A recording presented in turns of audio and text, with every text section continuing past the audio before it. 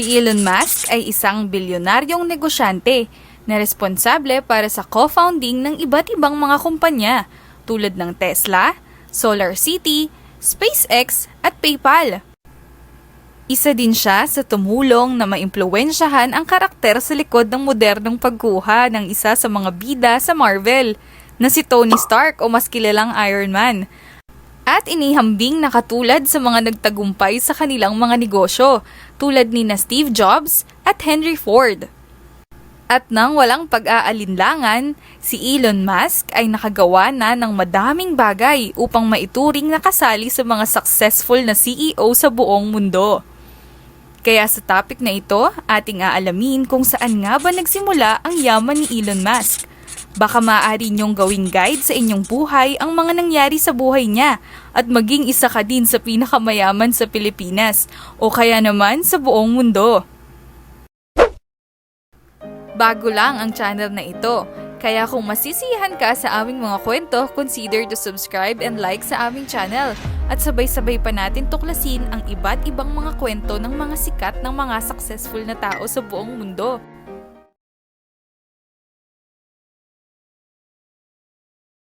Si Elon ay ipinanganak sa South Africa noong 1971. Ang kanyang ama ay isang engineer at ang kanyang ina naman ay isang nutritionist. May kaya ang kanilang pamilya, ngunit hindi maituturing na isa sa pinakamayayaman. Sa kanyang paglaki, ginugol ni Elon ang karamihan sa kanyang oras sa pagbabasa at pagtukoy sa mga bagay na gusto niyang malaman. Pagdating ng edad 10, si Elon ay nag-self-study at natutong mag-computer programming. Pagdating naman ng edad 12, naibenta niya ang code ng basic-based video game na kanyang ginawa. Ito ay kilala sa tawag na Blastar at ito ay available pa din online. Sa kanyang murang edad, nagustuhan ni Elon ang mga libro ni Isaac Asimov. Ito ay naging inspirasyon sa kanyang interes sa hinaharap. Matapos mag-aral sa universidad sa loob lamang ng 5 buwan sa South Africa, nagpasya si Elon na lumipat sa Canada sa edad na 17 gulang. Ito ay upang lumipat sa Queen's University. Ngunit hindi niya natapos ang kanyang pag-aaral doon. Sa katunayan, makalipas ang 2 taon lamang, lumipat siya sa University of Pennsylvania upang matapos ang kanyang pag-aaral. Kailangang magsikap ni Elon para makatapos sa kanyang pag-aaral. Kaya naman, pinondohan ni Elon ang kanyang edukasyon sa kolehiyo sa pamamagitan ng mga scholarship, pag-loans, at upang gumana ang kanyang diskarte, nagtrabaho siya sa 2 magkaibang kumpanya ng sabay. At dahil sa kanyang pagtsatsaga, ang kanyang sakripisyo ay nagbunga. Nakatapos siya sa kanyang pag-aaral sa kursong Economics at Physics.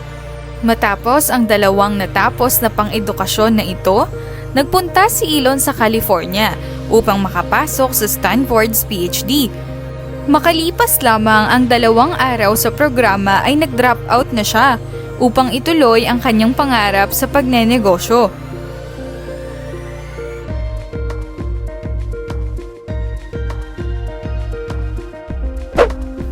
Nagsimula si Elon sa isang internet company.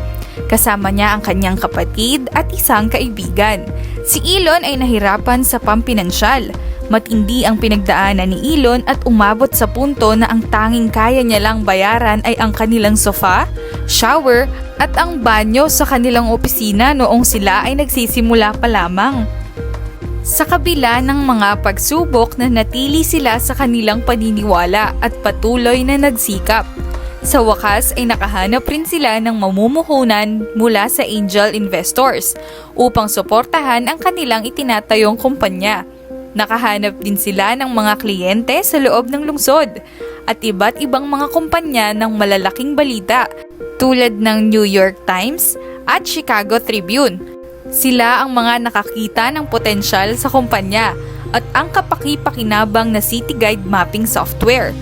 Mula sa puntong ito, kaunting oras lamang bago maipagbili nila ang kumpanyang ito sa Compaq Computer sa halagang $307 million. Matapos ibenta ang kumpanya, kumita si Elon ng $22 million. at nagpatuloy na mamuhunan. Ang karamihan sa perang iyon ay ginamit niya sa kanyang mga susunod na mga plano at ito ay isang financial services company. Isa siya sa mga nagtayo nito at tinawag nilang X.com. Nagpatuloy ang kanyang swerte nang maisipan niyang pagsamahin ang kanyang nagawa sa PayPal.com. At 3 taon lamang pagkatapos simulan ang X.com, nakipag-merge ito sa PayPal.com at kalaunan ibinenta nila ito sa eBay sa halagang $1.5 billion. Pagkatapos ng PayPal.com, ang net worth ni Elon ay lumago na ng $123 million. Sa puntong ito ay maaari nang magretiro ng mas maaga si Elon at mamuhay ng maligaya. Ngunit hindi ito ang kanyang ginawa. Sa halip, si Elon ay sumugal at namuhunan muli gamit ang milyong-milyong kinita niya sa dalawang magkahiwalay na kumpanya.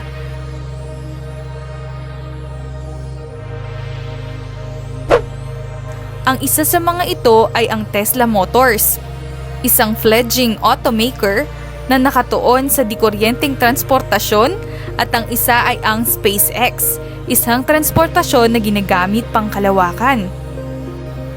Kung saan umaalis ang karamihan sa mga tao, naniwala at nanindigan si Elon.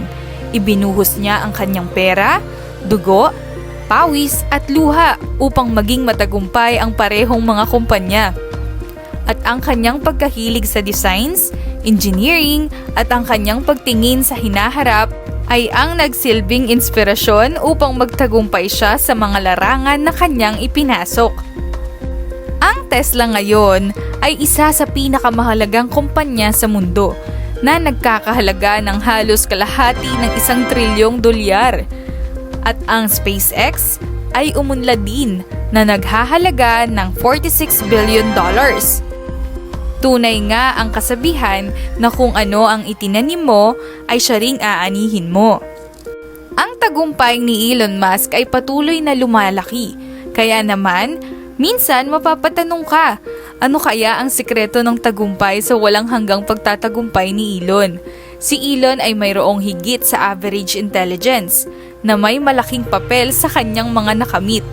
Gayunpaman, sa kabila ng kanyang katalinuhan, si Elon ay nagtagumpay dahil sa isang matinding ambisyon na hinihimok ng kanyang pagkahilig at ambisyon na sinuportahan ng isang nakakabaliw na etika sa trabaho.